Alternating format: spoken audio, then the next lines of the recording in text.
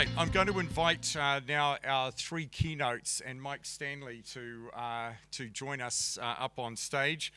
This is really a chance, I guess, to sort of bring together everything we've heard today, both from each of our keynote speakers, but also from the streams, the workshop streams that you were part of as well. And really, it's going to be a sort of a fairly open discussion. So come on, guys, just jump up on the couch, make yourself comfortable. Grab a microphone, and I'm going to just really throw off a couple of seed questions to get us underway, but I gather from the response certainly to Paul's presentation earlier, there's plenty of questions that you've got that you'd like to put individually and collectively to our panel. So I guess one of the things that we've focused on a lot today is around collaboration and issues that Auckland should be thinking about. But what does the future hold for Auckland and New Zealand in the sports performance area? Do you think? What are some of your takeaways? Mike, you want to sort of kick us off on that, perhaps riffing off your earlier announcement? Certainly. Well, I think, if you look at New Zealand generally in sport in the last, 10 or 15 years, we've had a pretty steep slope of improvement. And that's been through, I guess, some low-hanging fruit where investment has made a big difference. A lot of that has been time on task and just enriching the athlete environment. But that rate of improvement can't continue. So we're going to have to look at some things that are really detailed, getting down into the nitty-gritty of things and be patient to sort of explore where those are. And I know that the team at High Performance Sport New Zealand are very involved in that. So that's a sort of, I guess, the helicopter view of where we are with New Zealand. But I think, Auckland, we're in a very special place, and it's great to see people with international experience come in and recognise how much sport reverberates around our communities. It is part of us and who we are, and therefore there's a huge amount of IP that resides right through our communities.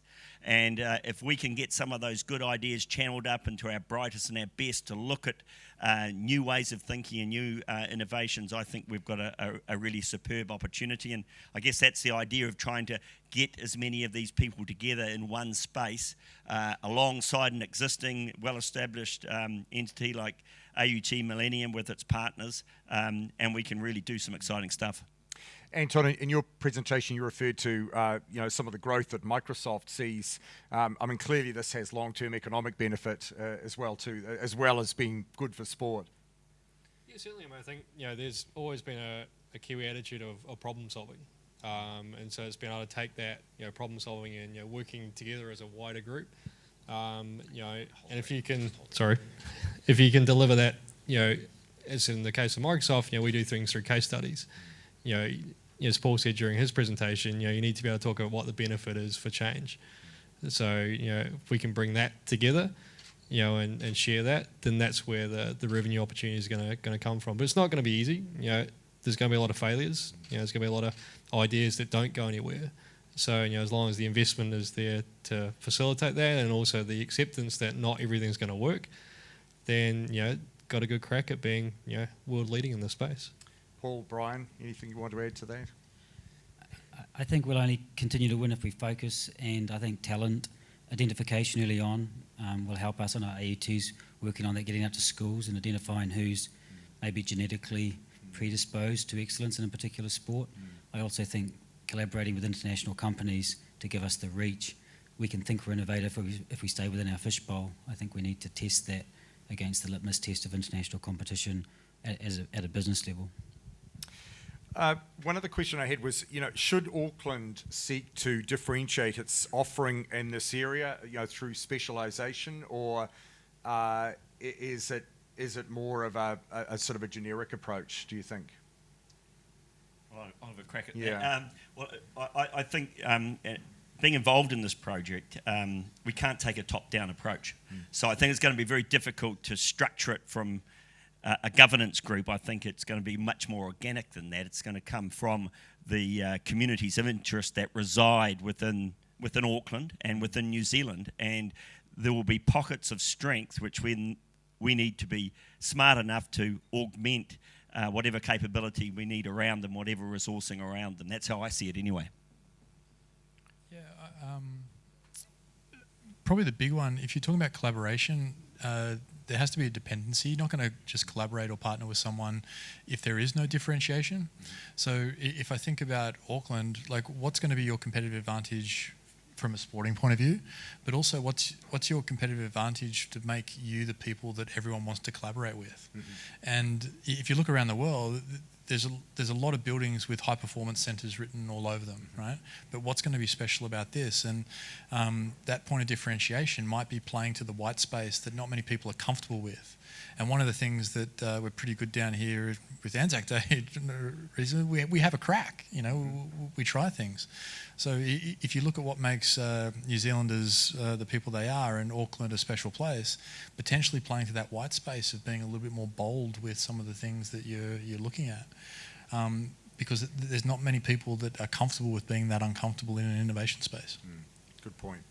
Okay, questions. I'll take some questions from the floor, if there are any that you wanted to continue from some of the earlier keynote presentations that we might not have got to you from. So we've got one microphone up the front here. Or just give us your question, I'll repeat it back here. Sure. A lot of actually all of you really talked to solutions that were very sort of high-end solutions for specific people, specific athletes, or in your case, you know, the defense force. Very high-performance applications. I'm wondering if you think that is that because New Zealand should New Zealand focus on very high-performance applications and technologies, or is there an opportunity to work with the sort of more middle ground of more recreational athletes, or people who are perhaps not best of the best of the best, but you know more like university level or something like that? So the question was, should New Zealand focus on the very high-end elite area, or are there opportunities also more in the middle ground as well? Who'd like to pick us up on that? Brian. I think the elite's an easy place to start because there's at least the perception of there's more money there. Sometimes that's not the case. I also think the population is smaller, so you can refine your technology and your algorithms on a smaller population. Going to wellness is almost the hardest. So sick people with COPD, heart failure, solve heart failure. An elite runner, make him a faster or her a faster runner. That weekend warrior or prosumer, I actually think is the sweet spot to make money in. You know, look at $10,000 bikes people you buy now to go faster up a hill. So, but the thing is, it's quite complex. So I think you see the elite and the companies that survive that then can trickle down. It's incredibly hard, I think, to make a generic tool. There's some really exciting technologies coming out of Silicon Valley that would make anybody here run 5% faster and 5% longer, which is massive even for you or me. And that's coming, but it's more around let's call it an Apple or music experience that happens to give you performance. It has to be entertainment as opposed to just performance-based. Yeah, probably extending on from that, there is desire within elite sport to have the problem solved. So, there's a motivation there to, perform better or more efficiently. So, it's got to be on both sides, the people that have the challenge and the people that are willing to solve it, that collectively they want to do it. If you're kind of targeting, mass market, making people run 5% faster is great, but are people going to be willing to invest, using the technology? And just on that, it's a lot easier to get people to sign up and contribute $10 to something it's a passion project, and elite sport is fairly romantic in that way. But also, if you can get the excitement around getting this athlete there, as Brian was saying, there's also going to be a lot of byproducts along the way as well. When they sent a man to the moon, they weren't trying to make Tang, or Velcro. But that turned out pretty well because they were a part of the problems that solved. It is really hard to make millions of people better, but it's actually really easy to just get one person to have a 1 or 2% gain. But what you're going to learn on the way is potentially going to make you more money than the initial investment of doing that. So as long as you're not tasking the person who's solving the problem for the elite athlete to also scale it, I think you're good. Great. Okay, more questions? Yes, at the back. One of the things that we talk about a lot at Callaghan Innovation is that innovation is not just about technology, it's also about business model. And another thing that I think we all agree on, it's been mentioned a few times today, is that one of the elephants in the room is access to capital. So I'd be interested in the panel's views on different ways to approaching that second problem with a business model change, where, to what extent are you seeing some of the teams like Real Madrid, some of the big companies like Nike, Microsoft, etc., actually starting to invest in some of these startups, but also not just those sorts of organisations, but NSOs themselves. There's a few examples in New Zealand now of some smaller NSOs actually starting to invest in businesses and use that as an alternative revenue stream rather than relying on government funding. So I'd be interested in your views on that. Yes, I think there's multiple parts to that question, and you touched on a good point. Whilst my team, we are the technical evangelists. We work very closely with business evangelists and marketing people. It's not just the tech. We almost stay away from the technology conversation when we're coming in and identifying the problems. In terms of what we're seeing with the likes of Real Madrid or some of the other major overseas, clubs and leagues is really looking at how to unlock other revenue opportunities. There's a massive focus on, okay, well, how much can I sell my broadcasting rights for? How much can I sell, my shirt sponsorship for? But there's other avenues there. If you have a massive fan base, can you make a couple of bucks a month off those guys? And by having those revenue streams, and then there's also, as you say, the kind of bringing in the partner ecosystem. We're seeing most of the major teams are not looking to solve all these problems themselves, so they're looking to these small innovative companies just to come in and solve a very specific problem. And as part of that, they are willing to fund that investment. So if you've got a great idea and a great pitch, and you solve a very specific problem to that particular organisation. I don't think the lack of investment, is necessarily a major hurdle. Maybe that drives the collaboration, because if it's a lot harder to raise $1 million than it is 250, right?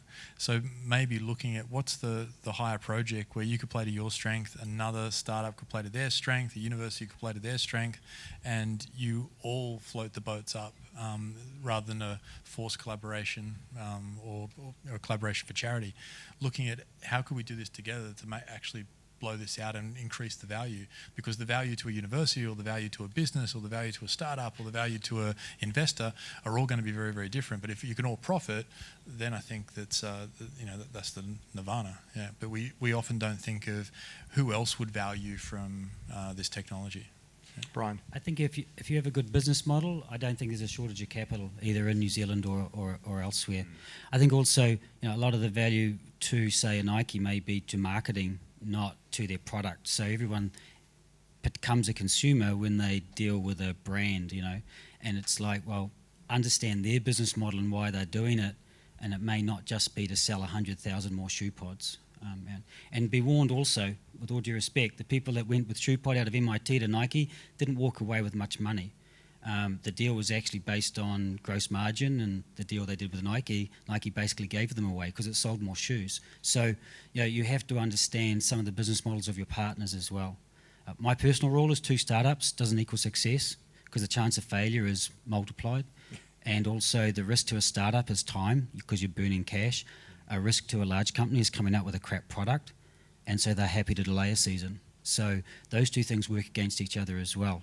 So I wouldn't disagree with the partnership, but I think you have to understand each partner's priority going in and why they're working with you, what their time and risks and perceived risks are, and their capability to take on risk. So as I think someone said earlier this afternoon, you can even that out.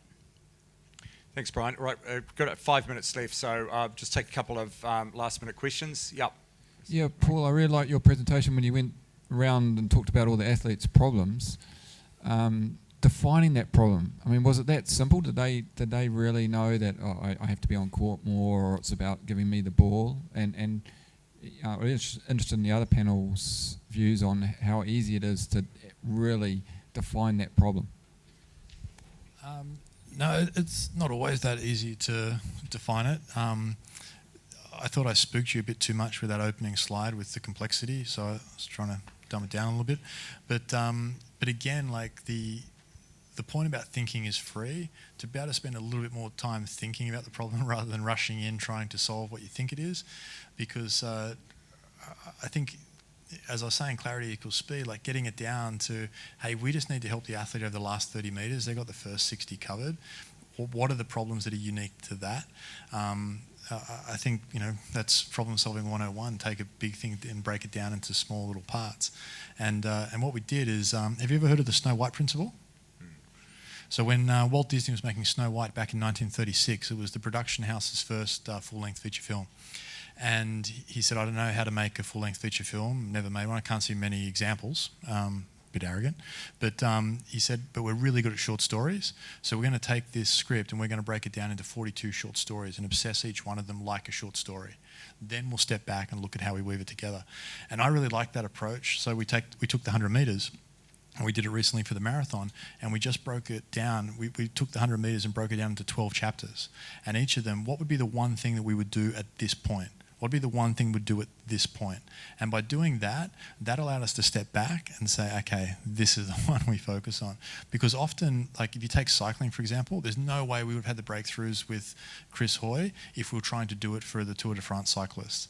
Because there's gears and there's hills and there's that. But the problem was so unique there that it could really allow us to focus on one or two things. And again, when we're trying to do a problem, we're trying to solve the whole thing rather than what's that critical point where we could get 2 or 3 for free. But I like breaking it down like that. And also when you break it down like that, the coach will normally go, oh, okay, yeah, that's what we want.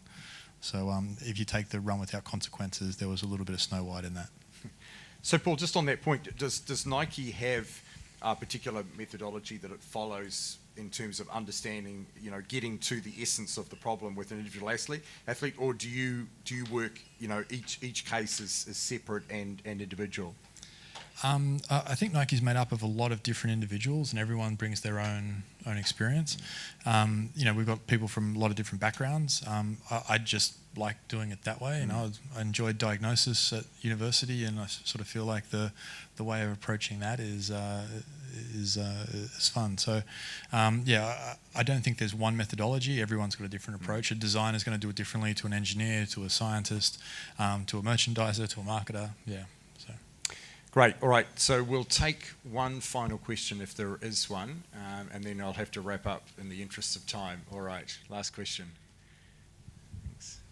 I'm just interested in the pivots that Brian spoke about earlier in the day, and kind of, how hard those decisions were to make to shift from what are, from the outside, look like very different beasts, to go from military to health, and sort of how much process was required to make that decision. Was it a decision you took on yourself, or what was the process? I think at the beginning I was an engineer, and so I had a lot of advice from investors, particularly VCs in Silicon Valley. Each pivot was based on somebody bringing in several $1 million and say, I want to look after this particular market for you, like Motorola gave us first responder. At the end though, when we saw the wars go away, sports was going to be too small to drive an exit, and the company needed to exit. That was actually on my shoulders, but that was $30,000-$40,000 of investment money and 12 years of experience in those other fields, which we then brought to bear and said, okay, we need to analyse what will sell the company. And out of that analysis came healthcare. The team had been in 3 other markets, so it knew how to enter a market, and we basically played Lego. We took a piece of a first responder product, a piece of a sports product, and we said, this is the ideal experience. And we took a solutions approach to medicine and said, the incumbents aren't solving the problem, they're selling products. And so we went in there, I think in a fairly sophisticated way, in both our channel partnership and how we sold a solution. And so we solved a financial problem to the CFO, a medical problem to the CMO, a business differential problem to the CEO, and really we looked after the nurse. The CNO, the chief nurse of the hospital, was our number 1 customer. So it was a very textbook approach. In the last 18 months, it was chaotic, and who had the biggest check probably up till then. And we were first into the market, and in Silicon Valley, first is the same as being wrong. But it was our job to go out there and prove whether it was a market or not. And I personally don't think many researchers on paper can prove that. I think you've got to go and do it, and that's why the failure rate can be quite high, because you've just got to go there with a belief. Just that, like, if you were so enamored with the technology, you probably wouldn't have had the headspace to make those pivots, yeah? I'm not trying to put words in your mouth there, but... I think I was enamored with making people better in endurance. So if you look at the constant theme, we were monitoring people to solve a problem which really was a cognitive and endurance problem under a stressful environment. And that's really the common theme through it. It was that passion of physiology. We dumped a lot of technology on the way and pivoted that, but it was that passion of, we actually became pretty involved with the people that we were working for. But also you have to focus, and that became our focus. All right, folks, we'll leave it there. Can I ask you please to thank Anton, Davey, Brian.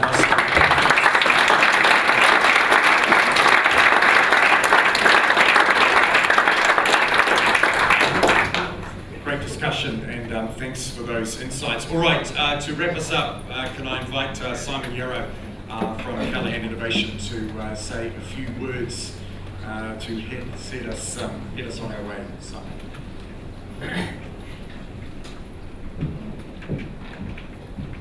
Thanks everyone. Now I realise I'm standing in between you and a few drinks at the back there, so I'll keep this very brief.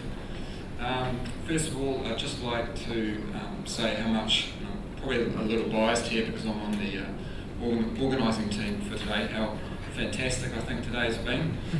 To be honest, when you're, some of you may know, when you're organising an event, you can have a few nervous flutters along the way. For example, when the technology broke down on us for a few minutes earlier, but you know, I was actually amazed how much I could start to relax and really enjoy the great speakers we had today. So now I won't spend a lot of time going on about Callaghan Innovation, but hopefully you've got a sense of what we're about today. We're obviously a government agency. Don't like using that word government, but that's what we are.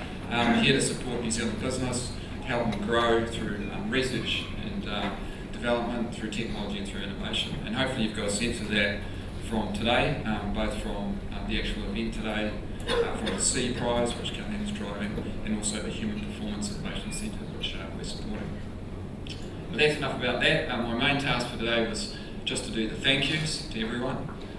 So first of all, I'd like to thank you, the audience, the participants, because obviously if I was talking to nobody, I wouldn't be in an event here today, so thank you for taking the time and coming today. It's very much appreciated. Secondly, I'd like to thank the speakers, who all, I thought, certainly all the ones that I saw did an awesome job. That includes Andrew, MC, today, who I think has been really great. Obviously the workshops, the showcase, the speakers, and in particular our keynotes, who all had to travel from far and wide. So obviously we had Brian coming up from Nelson in South Island, Anton from Australia, and of course Paul from all the way from the US. So yeah, just in closing, thank you everyone else who's been involved. Just lastly, I'd just like to get the people involved in organising today, just to quickly stand up and I'll quickly introduce you all. So hopefully somewhere, Stafford Murray, he might have already left. Oh, there he is, fighting the back. High performance sport. It's been great working with Stafford. My colleague Marshall Cooper is actually standing in the back waving there from Callaghan. Stephen is here from 18 still. Oh, there, standing in the back. And in particular, I'd like to make a big shout out to Bridget Davey, who's here up the front. So some of you may not realise, but Bridget's actually the lead on this project. We had our first, it's called something slightly different, sport forum last year. It was a lot more focused event, invitee only. This year we've tried to open it up, and hopefully you've seen the breadth and the depth of the speakers and participants as part of that. In fact, we've doubled the number of attendees from last year, so it's obviously no mean feat. So yeah, Bridget's been the lead on that. So I'd really just like you all to show your appreciation to Bridget.